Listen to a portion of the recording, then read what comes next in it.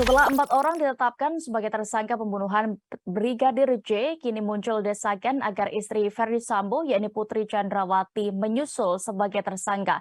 Selain itu, Putri juga didorong agar buka suara terkait peristiwa yang sebenarnya terjadi.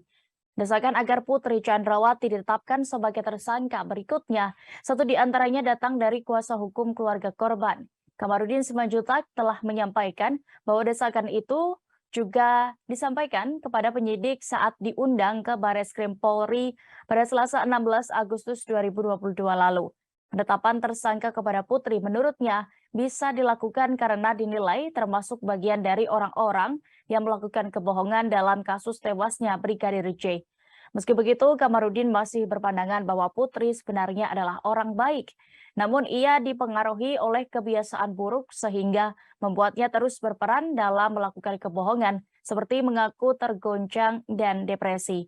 Padahal di sisi lain Putri dalam kondisi sehat dan melakukan upaya penyuapan bersama suaminya. Terkait dengan permintaan itu, Kamarudin mengklaim penyidik sedang mempertimbangkannya, termasuk penetapan tersangka kepada sejumlah polisi yang berupaya menghalangi penyidikan. Terpisah, diketahui selama kasus kematian Brigadir J, mantan Kabareskrim Polri yakni Komjen Purnawirawan Susno Dwaji juga banyak memberikan pandangannya. Terbaru ia menyarankan agar Putri Chandrawati segera berbicara kepada penyidik karena bisa meringankan posisinya. Sebaliknya, jika Putri tidak mau diperiksa oleh penyidik, hal itu tidak akan menjadi kendala karena alat bukti bukan hanya pengakuan Putri saja. Susno mengatakan posisi Putri Chandrawati penting mengingat terbunuhnya Brigadir J tersebut disebut terkait dengan Putri Sambo.